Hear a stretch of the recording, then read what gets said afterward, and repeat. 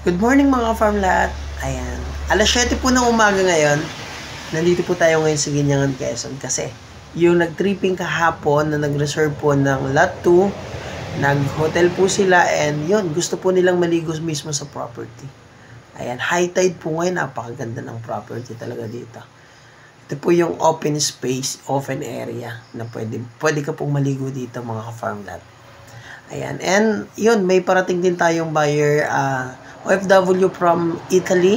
So, yung representative niya po, kanyang pong kapatid from Muntinlupa. Ayan. Sasamahan din po natin ngayon. So, ayan. Hello mga ka-farm lahat. Nandito po ngayon yung ating buyer. So, sila po yung nagpa-reserve kanina ng second title at 2. Sila po yung nagpa-reserve kahapon. So, tulog na lang dito sila sa resort sa Ginyangan, Quezon. Tapos bumalik po sila ngayong umaga para maligo. Ayan, ito po yung sasakyan nila pasok dito. Ayan. So ako inaakit din pong maligo dahil ang ganda ng dagat po ngayon. High tide na high tide. Masarap maligo. Ayan. Kalawag po. Sila po ay taga Cavite pa. Taga dyan lang din po kayo? Naligo lang o kayo? Ha? Naligo lang po, pero doon sila may ino.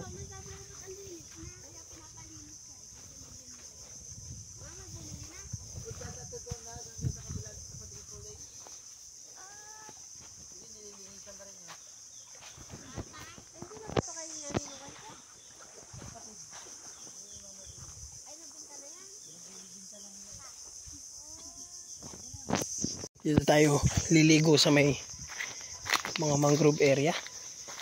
Malilom. Pangit dun sa open. Para lang ito sa maputi. Uy, dami isda dito mga ka-farm lot, oh. Oo. Tayo maliligo. Yan. Natutuwa po nyo yung mga bata dito maligo. So yan mga ka-farm lot, sa may mga gusto ng mangrove, so nililinis po na dyan. Maganda na dyan pag nalinis. Yan, mas maganda pong maligo dito. Pwede maghabulan.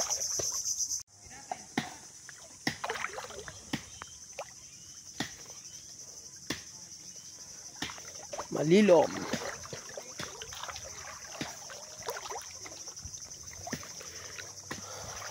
Ligo dito.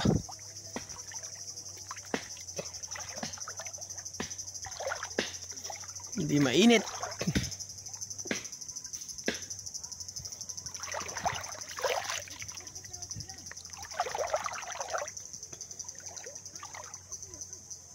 Pupunta po tayo sa lot 3. Ayan, dito tayo maliligo sa lot 3.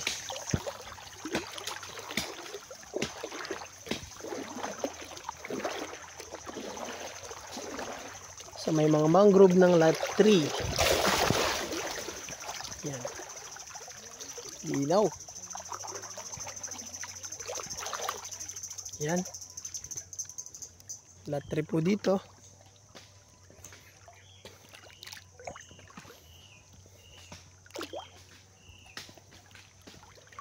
Yan. Yun, daming isda, oh. Yung mga isda. Dito sila na, ayan, oh. Dito sila napunta yung mga isda. Ayan. Maganda dito malilom, maligo. Hindi mainit. Yung dinaanan natin mga ka-farm lot, oh, hindi lumabo. Yun ang mga isda.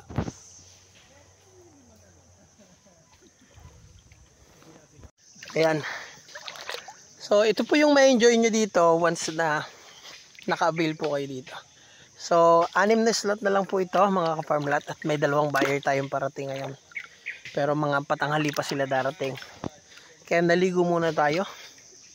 At bago nila ma-experience, so dapat tayo muna. Ayan. Mababaw lang po dito. Naka Upo lang ako. Untog pa. Ayan. Sarap maligo. Ayan, kung gusto nyo pong malalim-lalim, dito po hanggang dibdib ko na. Ayan. So doon po hanggang tiyan, hanggang tuhod. Ayan. Pero kung gusto malalim, dito. Ayan. Open na po dito. Mga 20 meters lang na lakad. Open space na dito. Tapos yan. May mga puno pa rin. So kahit tirik na tirik yung araw o mainit, masarap pa rin maligo dito dahil hindi ka mabibilad. Ayan. May mangrove dito mga farm lot na putol na. Kalutang. Parang ang ganda po nitong gawing furniture. Diba yun?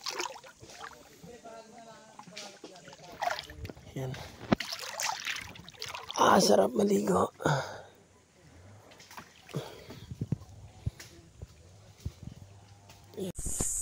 Hello mga ka-farmlad. Ayan, nandito po kami ngayon sa Ginyangan, Quezon. Dito po sa vlog 184 sa Subdivided. Ayan, may dumating na naman po tayong buyer. Galing pong Muntinlupa. Bali, representative po siya ng kapatid niya. Ang buyer po natin ay OFW abroad. Ayan. So, ito po yung nire-recommend ko sa kanilang lote. Ito po yung nililinisan po ngayon.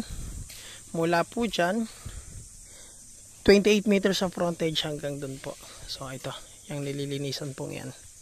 So malinis na, papunta po dun sa Carabao Grass na yun. Ayan. So yan po.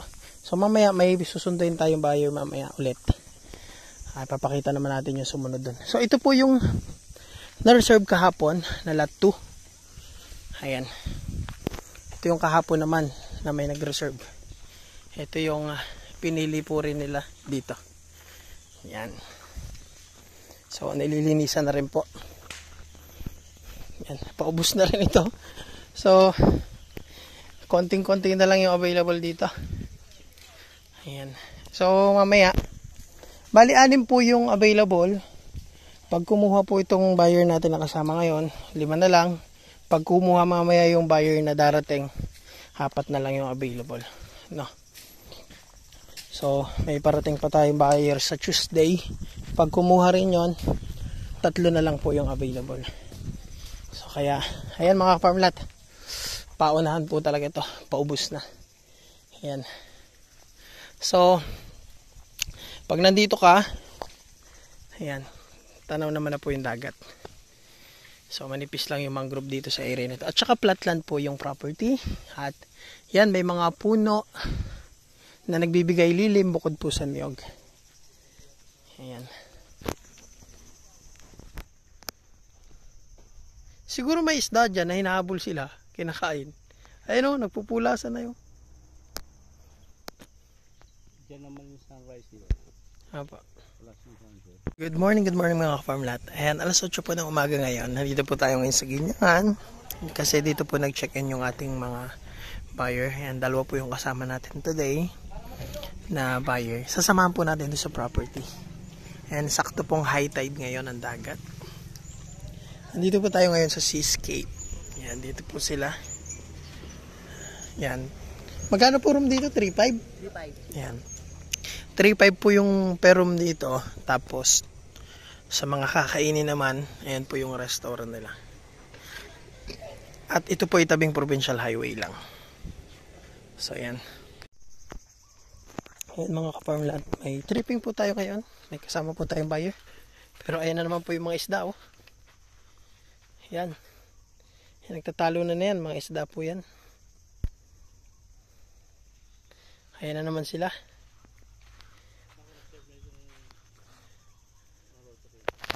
Apo. Yung buyer natin, ayan po yung sasakyan nila. Tapos yung isang buyer po commute, inangkas na lang natin.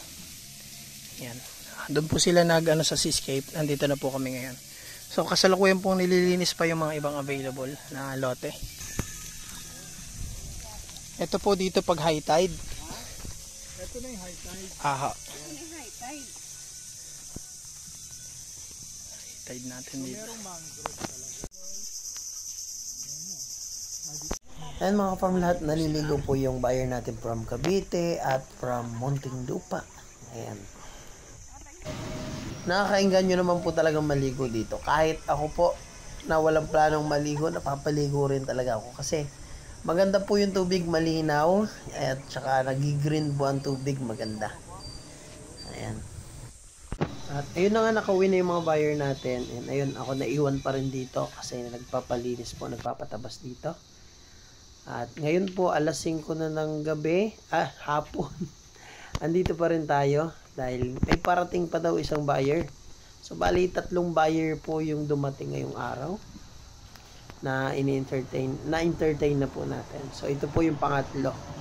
Pero yun, nauna lang dumating si kuya yung mangingisda dito. So, dayuhin po itong area na to dahil mayaman po sa yamang dagat. No? Marami po diyang nangingilaw sa gabi, nakakahuli ng mga hipon, pusit, alimango. Ayan. Mga farm lahat, ayan, alas 6 na ng gabi, nandito pa rin tayo sa area. Ayan. Medyo maambon dito kasi naulan sa ibang bahagi ng lugar dito. Pero yan, may buyer po kami ngayon. Ayan po. So, nagugustuhan po nila doon. So, low tide lang po ngayon. Ayan, doon po sila pipili sa may mangrove doon sa unahan. Ayan. So, ito naman po ang buhangin dito. So, ayan mga farm lahat, hanggang dito na lang yung ating video. Salamat po. At ayan mga farm lahat, bago po kayo maubusan dito, pakunti na ng pakunti yung available. Tripping nyo na po at magpa-schedule na. Addiction, awit sa akin, nilang sawa.